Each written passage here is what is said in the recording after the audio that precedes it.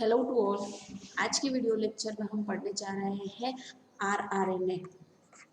RRNA हम जानते हैं कि आरएनए जो होते हैं वो 3 टाइप्स के होते हैं।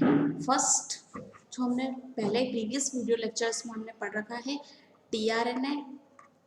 सेकंड जो होता है एमआरएनए एंड देन थर्ड जो लास्ट आरएनए होता है वो है आरआरएनए। आरआरएनए जिसको पूरा नाम इसको हम देखें तो क्या होता है ribosomal RNA. Ribosomal RNA ribosomal RNA क्या है? तो सबसे पहले ऐसा आरएनए जो कि राइबोसोम्स के अंदर पाया जाता है वह होता है राइबोसोमल आरएनए। तो हम जानते हैं कि जो राइबोसोम्स होते हैं वो किससे मिलकर बने होते हैं? राइबोसोम जो होते हैं वो आरआरएनए प्लस प्रोटीन दो चीज़ों से मिलकर बने होते हैं। राइबोसोम किनसे मिलकर बना है?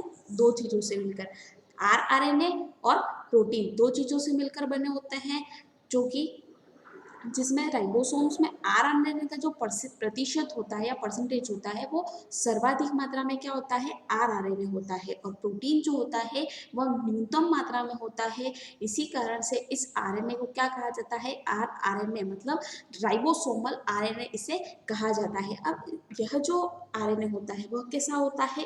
इनसॉल्युबल होता है। इनसॉल्युबल तो कहें हम तो वो क्या होता है?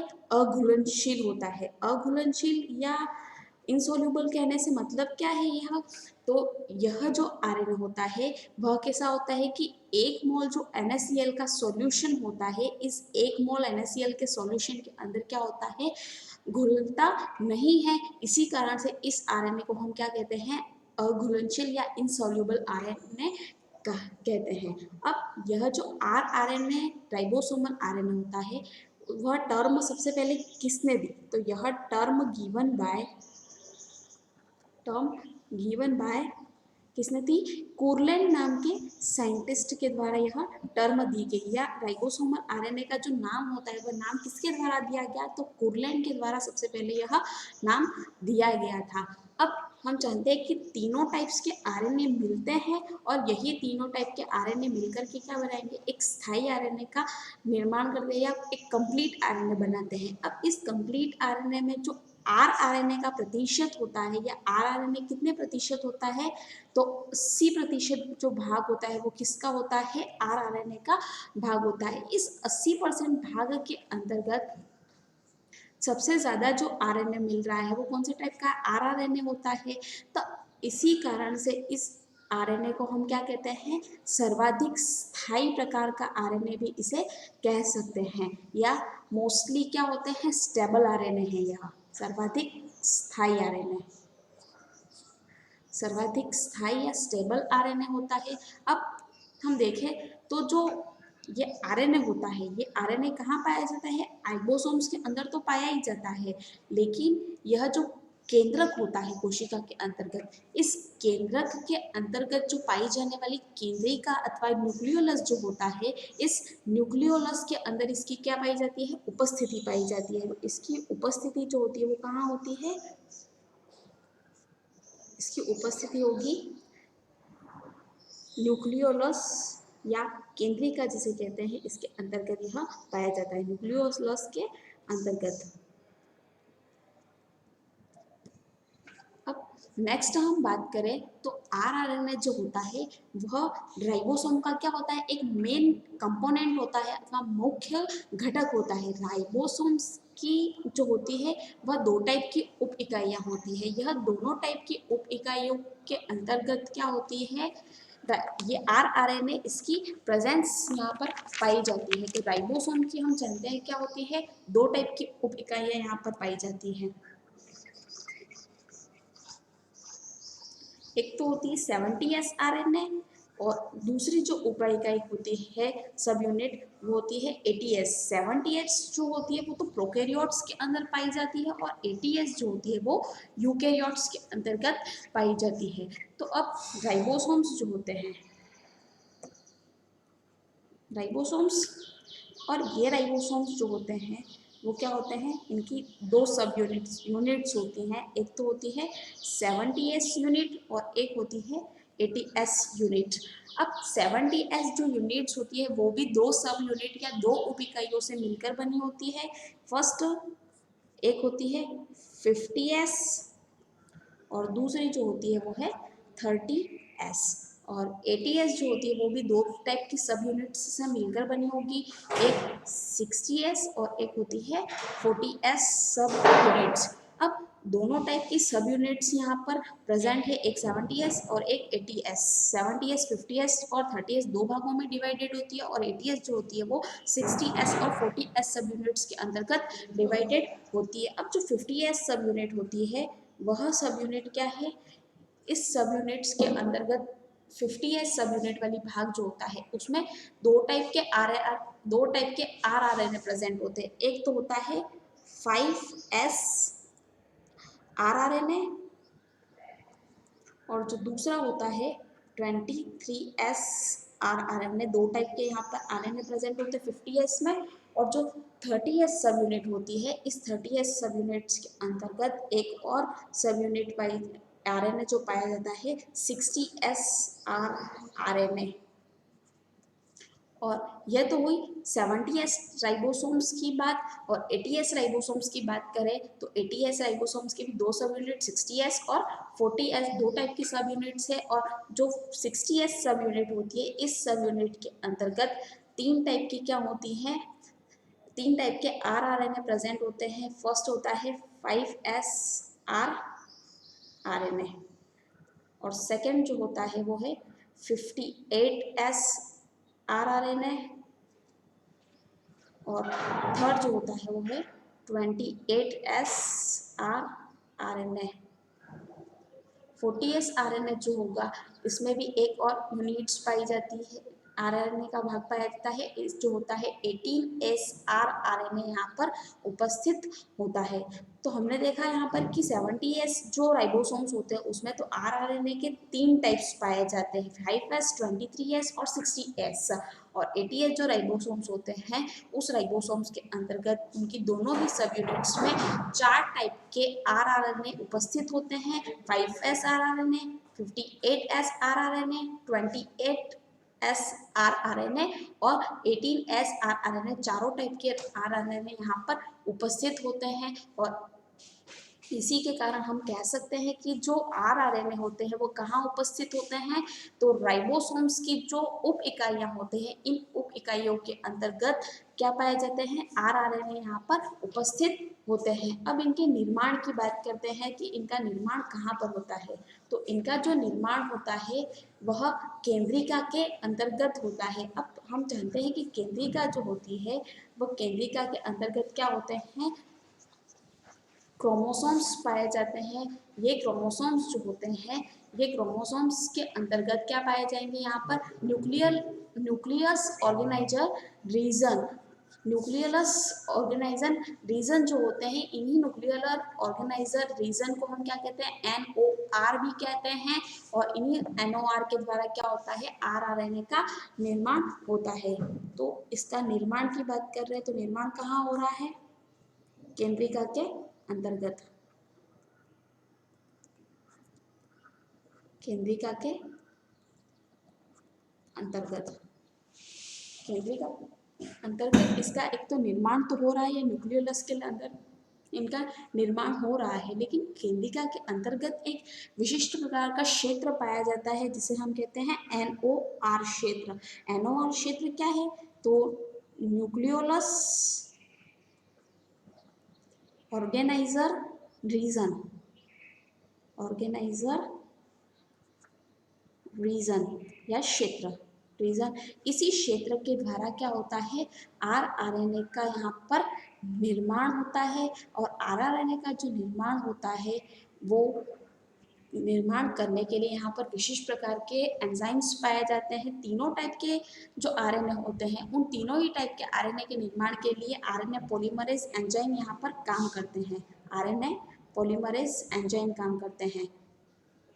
लेकिन जो विशिष्ट RRNA होता है इसका निर्माण किसके द्वारा होता है, तो RNA पॉलीमरेज फर्स्ट एंजाइम जो होता है इसी की प्रेजेंस में क्या होता है, आरआरएनए का निर्माण होता है। टीआरएनए का निर्माण किससे होता है ये देखें तो आरएनए पॉलीमरेज थर्ड से, और एमआरएनए का निर्माण किससे होता है तो यह होता है पॉलीमरेज सेकेंड से होता है। तो देखो हम देखते हैं यहाँ पर कि आरएनए पॉलीमरेज फर्स्ट के द्वारा किसका निर्माण हो रहा है, आरआरएनए का निर्माण होता है।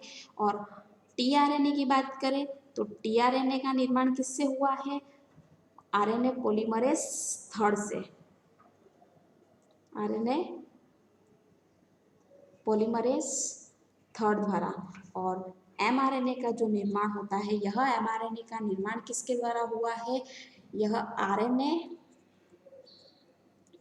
पॉलीमरेज सेकेंड के द्वारा एमआरएनए का निर्माण हुआ है। तो हम देखते हैं कि जो तीनों टाइप के आरएनए होते हैं, यह तीनों टाइप के आरएनए के निर्माण के लिए विशिष्ट प्रकार के एंजाइम काम करते हैं, जिसका नाम होता है आरएनए पॉलीमरेज। और जो आरआरएनए का निर्माण कर रहे हैं वो आरएनए पॉलीमरेज फर्स्ट, टीआरएनए का निर्माण कर रहे हैं आरएनए पॉलीमरेज थर्ड, और एमआरएनए का निर्माण करने वाला आरएनए पॉलीमरेज सेकेंड एंजाइम यहाँ पर काम करते हैं। अब इसके फंक्शंस की बात करते हैं या इसके कार्य की। तो इसका जो कार्य होता है वह क्या होता है मेन, कि जो अनुवादन की प्रक्रिया होती है या ट्रांसक्रिप्शन की प्रक्रिया, ट्रांसलेशन या अनुवादन की प्रक्रिया जो होती है, इस अनुवादन की प्रक्रिया के समय जो प्रोटीन का निर्माण होता है या प्रोटीन सिंथेसिस जिसको कहते हैं, तो इस प्रोटीन सिंथेसिस की प्रक्रिया को प्रेरित करने का जो काम होता है या उसको उद्दीपन करने का जो काम होता है वो किसके द्वारा किया जाता है, इस आरआरएनए के द्वारा इसका को प्रेरित करने का काम किया जाता है। तो इसका फंक्शन क्या है या कार्य पूछे हम तो अनुवादन के समय क्या होता है, अनुवादन या ट्रांसलेशन की प्रक्रिया जो होती है, ट्रांसलेशन की प्रक्रिया ये क्या होती है कि प्रोटीन का निर्माण करना, वही होती है अनुवादन या ट्रांसलेशन जिसको कहते हैं। तो अनुवादन के समय जो प्रोटीन निर्मित हो रहा है, उस प्रोटीन निर्माण करने का जो काम होता है वही किसके द्वारा किया जाता है, आरआरएनए के द्वारा किया जाता है। प्रोटीन सिंथेसिस को प्रेरित करना, प्रोटीन सिंथेसिस को प्रेरित करना।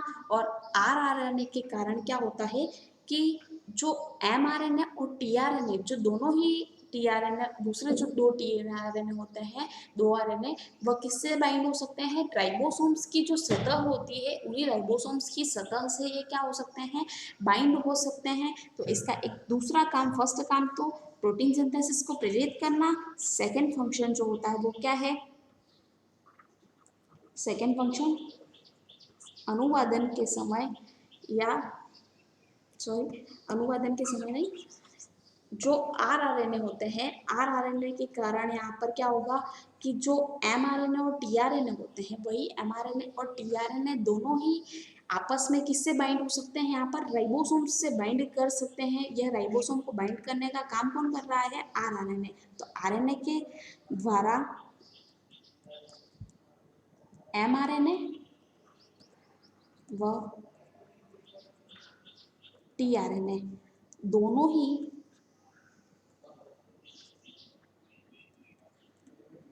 आपस में राइबोसोम्स, यहाँ आरबी लिखा है इन शॉर्ट, आरबी क्या है, राइबोसोम्स, राइबोसोम्स से बाइंड करना। तो राइबोसोम से एमआरएनए और टीआरएनए को बाइंड करने का काम जो होता है वो कौन कर रहा है, राइबोसोमल आरएनए द्वारा यह कार्य किया जा रहा है। और दूसरा इसका विशिष्ट काम देखें हम तो प्रोटीन संश्लेषण का जो समय होता है या अनुवादन का जो टाइम होता है, उस अनुवादन के टाइम के पर ये क्या करेंगे कि जो टीआरएनए होते हैं या एमआरएनए होते हैं, इन टीआरएनए को जो विशिष्ट क्षेत्रफल उपलब्ध कराने का काम करते हैं, या राइबोसोम से एमआरएनए को स्प्रेड या फैलने का जो काम होता है वह किसके द्वारा होता है, आरआरएनए के द्वारा होता है। तो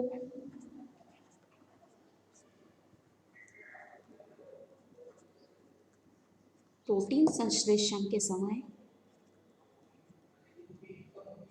प्रोटीन संश्लेषण के समय यह क्या करेंगे, अधिकतम जो क्षेत्रफल उपलब्ध कराने का काम करते हैं। किस टाइप से क्षेत्रफल उपलब्ध कराएंगे, तो अधिकतम क्षेत्रफल उपलब्ध कराते हैं। क्यों क्षेत्रफल उपलब्ध कराते हैं, क्योंकि जो राइबोसोम्स होते हैं वह अनुवादन के समय किससे जुड़ते हैं, mRNA पर जुड़ते हैं। क्यों, mRNA के द्वारा ही प्रोटीन का निर्माण होता है और प्रोटीन निर्माण ही क्या होता है, प्रोटीन संश्लेषण अथवा अनुवादन होता है। तो प्रोटीन संश्लेषण अथवा प्रोटीन अनुवादन की जो प्रक्रिया होती है उस समय क्या करेंगे, अधिकतम क्षेत्रफल उपलब्ध कराना,